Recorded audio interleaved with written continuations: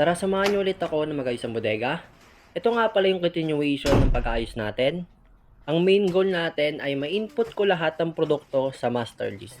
Nahihirapan nga pala ako i-input ang mga produkto kasi mali ang instructions sa kanila na sa iba't ibang parte ng bodega nila ilalagay ang mga produkto. Kaya susubukan natin ayusin ang maling nakasanayan. Kaya gumawa ako ng receiving area. Pero ang libreng space lang ay sa second floor, kaya sa taas ang receiving area natin. Dito ko rin i-input sa receiving area ang mga produkto. May problema nga lang tayo para mailagay sa receiving area mga bagong deliver na produkto. Dahil maraming abala na produkto sa mga daraanan ng ahente papuntang receiving area.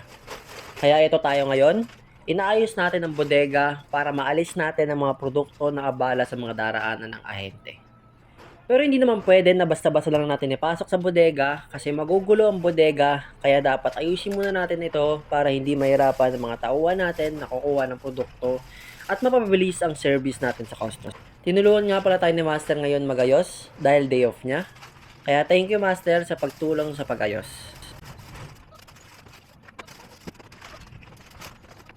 Kumuha nga ulit pala ako ng malaking karton para may maayos na lagayan ng mga produkto. Ililipat na nga pala namin ang mga diaper dahil marami-rami ito. Hindi na kasi pwede dun sa kabilang side dahil maarangan yung daanan. Si Master ang taga-abot ng diaper at ako naman ang taga-ayos.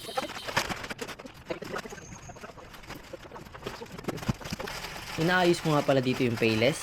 Ginagawa kong isang column dahil napapatungan yung payless kalamansi. Baka hindi makita ng mga tauhan natin at posibleng ma-expirean tayo ng produkto kung hindi makikita. Inaayos ko na yung mga gatas. Ang ginawa kong pag-aayos ay 1 column per product. Hindi pwedeng per item dahil limited lang ang space. Bali mas maliit sa harap para makita lahat ng produkto. Sinusubukan nga pala ni Master kalasin yung karton at gusto niya gayahin yung mga napapanood niya. Kaya tinanong niya ako bakit daw ayaw. Kaya yan, pinakitaan ko, tas nag-advise ako sa gitna niya pukpukin.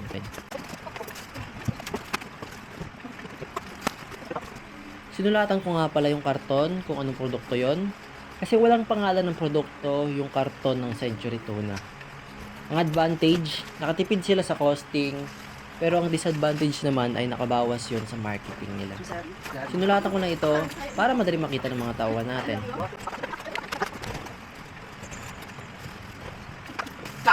Bali 2 box pala yung piatos cheese, kaya pagdidikitin ko yung 2 piatos cheese para sa inventory. Para hindi mag-over sa supply. O di ba pati pag-record ko over supply pa. Para hindi mag-over sa supply. Hindi ako tinatamad dito kahit marami ako kailangan iurong para lang may pagdikit ko yung 2 piatos. Huwag kayong tatamarin dahil mas okay na mapagod ka ng sobrang kaunti lang kaysa sa ma-expirean ka ng produkto.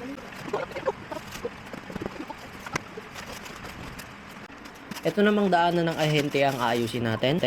Reminder, stay hydrated.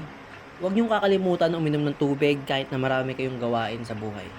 Mas mahirap magkasakit. Inililipat ko nga pala yung spaghetti box dahil meron ng bukas na box sa spaghetti box. Puro box sa loob ng bodega kaya pinagsama-sama ko na. Matuto rin tayo na mag-recycle para makatipid. Hindi din natin kailangan pang bumili ng mga laking plastic dahil ayusin lang natin ang pagbubukas ng mga plastic na lagayan ng produkto. May magagamit na tayo. Inililipat ko na nga pala yung mga diaper dahil gagamitin ko tong space na to para lagayan ng iba't ibang klase ng plastics at para sama-sama lang din lahat ng mga diaper. Pagpasensya nyo na nga pala ako. Ngayon ko lang naisipan na lagyan ng ilaw. Pero kinuha ko muna yung ilaw sa kwarto para masubaybayan nyo ang buhay ni negosyante. Hindi ko alam kung anong material ang ginamit sa plastic cup na ito. Dahil ang bigat. 15.5 kilos para lang sa plastic cup. Diba mabigat? Inililipat ko na nga pala yung mga bad order na produkto. Dahil sa hagdan nila nilalagay. Daanan yun. At dapat, lagi natin iisipin ang safety. Kasama dapat yan sa priorities na kategory na life. Bali ganito siya. Life, open parenthesis, health, personal security, and personal safety. Yan, tatlong yan. May nakita nga pala akong kalendaryo na binibigay ng supplier at ang model ay si Bubbles o Hibana Alawi sa totoong buhay.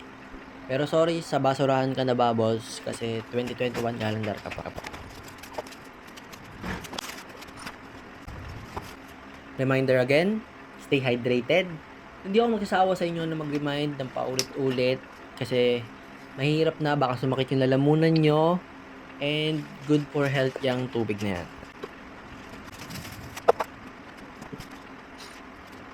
May nakita nga pala akong pang giveaway sa customer. Kaya itatabi ko to para may pag-give back kami sa mga loyal naming customer. Sa susunod, sa mga loyal viewers naman tayo magpapag-giveaway. But parang wala kang loyal viewers. Pero sa mga nakasubaybay naman tayo magpapag-giveaway sa susunod.